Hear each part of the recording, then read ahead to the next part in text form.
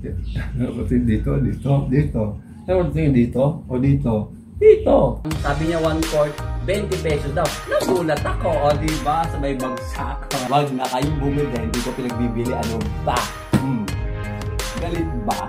Eto, gagagaling ko lang sa Talipapa at sa palengke. Pakita ko muna kung ano yung binili ko sa Talipapa. Mas mahal doon, mga fresh ship. Eto, 3 sibuyas. 15 pesos sa Talipapa ko ito binili. Binili mga fresh ship.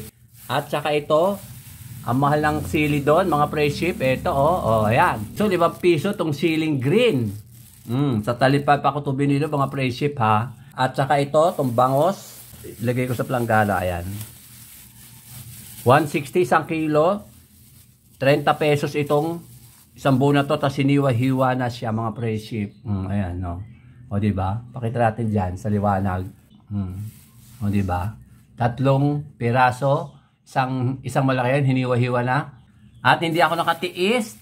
Pumunta ako doon sa palengke. O, ito yung pinili kong kamatis uli. Forever na kamatis. Ito, mga friendship, Hindi na ako nagpakita sa camera kasi pawis na pawis ako. Sobrang layo ng pinuntahan ko. Kasi medyo malayo yung palengking malaki kaysa doon sa Talipapa. Malapit lang, medyo malapit lang. Kaya lang mahal. Ayan, eto 10 piso, 50 na isang kilo ngayon. Medyo tumas na. Dati 30, 40 lang. Kasi ano ngayon hindi linggo. Kaya mahal. Eto, binili ko pa to. Ito pa. Dalawang labanos. 3 malalaking talong. Ito, 3 malalaki yan. Pinagsama yan, 41 kilo. Ito, 41 kilo, 40. Pinagsama to 18 pesos ito, mga friendship. Yan, 18 pesos. Ito, 40 pesos ang 1 kilo. Di ba dami? Siling green. Sa bagong palengke ko binili, doon sa malaking palengke. O, di ba kamura? O, ikumpara mo naman doon sa Talipapa. Ko, 3 piraso, 5 piso. Ito yon. O, 3 piso.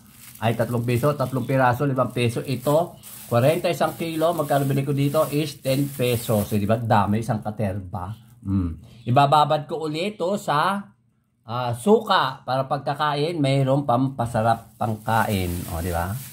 O. Tapos, ito, maniwalat kayo sa hindi, spinach. Yung malalaking spinach. Ito, lalaki ng spinach. O, ayun, o. Hindi ko to binili mga fresh, hindi ko to binili mga fresh ship. Kinuha ko lang sa tabi-tabi, o di ba? Dami diyan sa tabi-tabi sa labas namin. O kinuha ko lang siya, o, di ba? Sayang din kung di mo kukunin. Ayan, lahat ang pinamili ko mga fresh ship. O sige na, mga fresh ship, magluluto na ako. Good morning again mga fresh ship. Ito, magluluto na ako. Ito, ilalagay ko sa kawali, itong hugas-bigas. Dami, di ba mga fresh ship? Kasi mahilig ako sa sabaw. At lagyan natin ng forever. Halo bye-bye. Unti lang. Ito, siling green. 3. At kamatis at saka sibuyas. Konting sibuyas lang kasi mahal ang sibuyas. Ang kamatis medyo mura. Lagyan natin dito mga fresh ship. Lagyan natin ng konting tsak-tsak-tsak. Konti lang muna. Mamaya dadagdagan na lang pagkakulang. Takpan. Mga fresh ship. Ayan. Kumukulo-kulo na siya. Lalagay na natin ang mga gulay. O, diba? Ganda ng kulay. Lalagay na natin ang isang katerbang talong. Ito yung talong.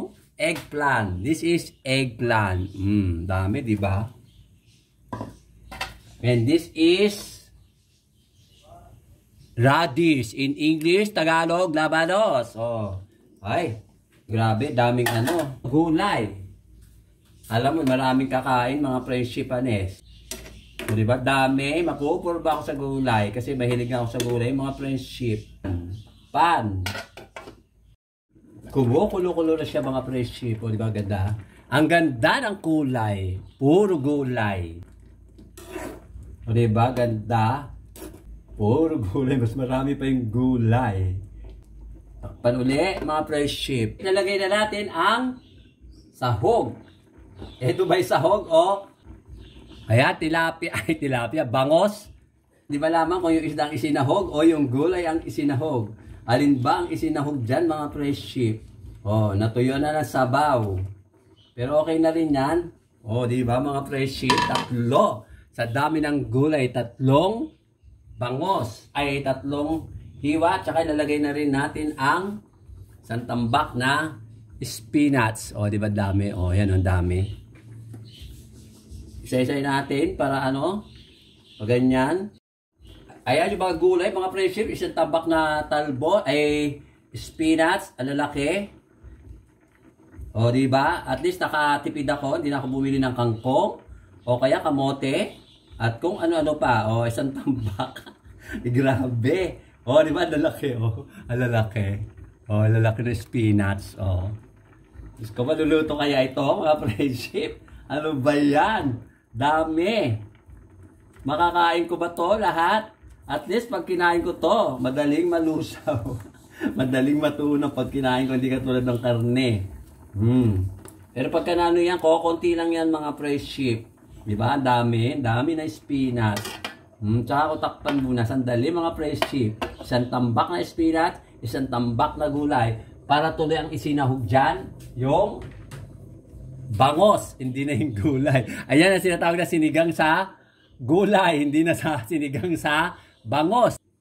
Ito na itsura ng aking sinigang na gulay. Sinigang na gulay na may kasamang bangos. Baliktad mga fresh sheep. Mas marami ang gulay kaysa sa bangos. O diba, ganda ng kulay. Berding-berde siya. O diba? Ganda o. Oh, nasa na kaya yung mga bangos na tabunan? Andito sa ayan yung bangos. Oh. Hawiin natin ang gulay na spinach, dali natin dyan sa gilid nang makita ang main sahog. Bandang huli, yung ano lang sinahog, yung bangot, at hindi na yung gulay. Kaya tawag dito, sinigang na gulay na may kasamang bangos. Oh, diba mga fresh sheep? Malapit na siyang maluto, mga fresh sheep. Diba, ganda ng kulay.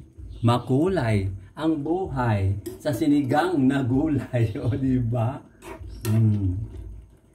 Shoutout nga pala kay Sir Glenn, tsaka kay Ma'am Juby sa tatlong anak niya, tsaka sa kay Sir Robin Ethel. Shoutout sa mga taga-ibang bansa na madalas manood sa aking vlog. Yung taga-Japan. Hindi ko lang matandaan lahat ng mga pangalan nyo. USA, California, Turkey, Germany, New Zealand, ayan, meron ba na, California, tsaka sino pa ba?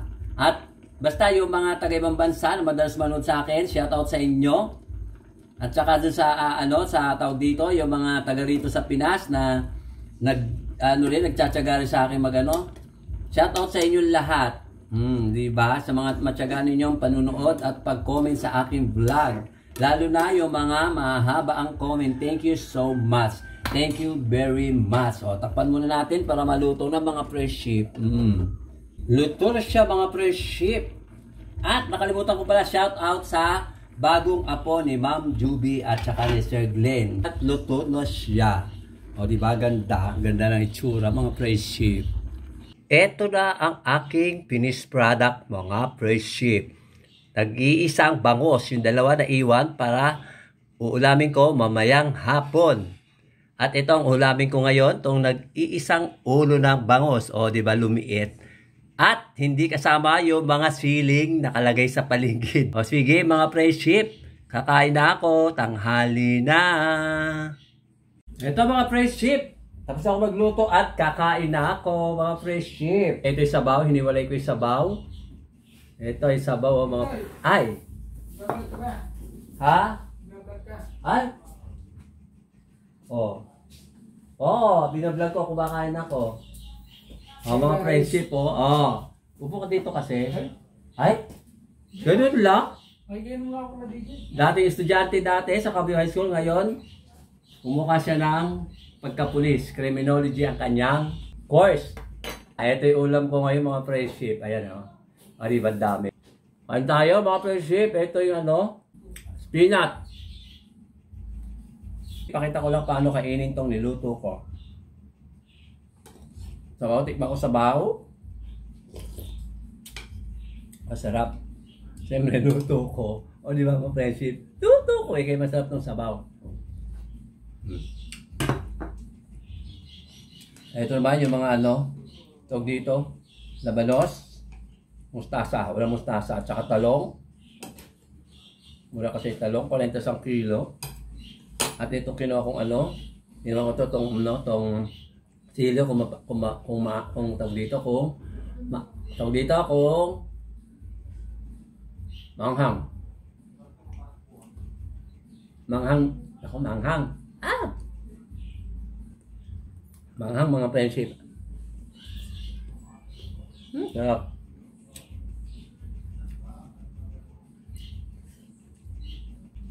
Tama na yung lasa mga friendship. Sarap. Ito yung ano, yung spinach, konti na lang sila. Kasi konti na lang dahil naluto na siya kanilang parang ang dami. Gutom na kasi ako, kaya pala yung subo ko. Hindi mapigilan.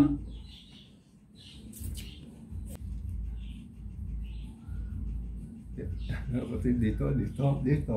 Ano tingin dito? O dito? Dito. Di ba mga friendship?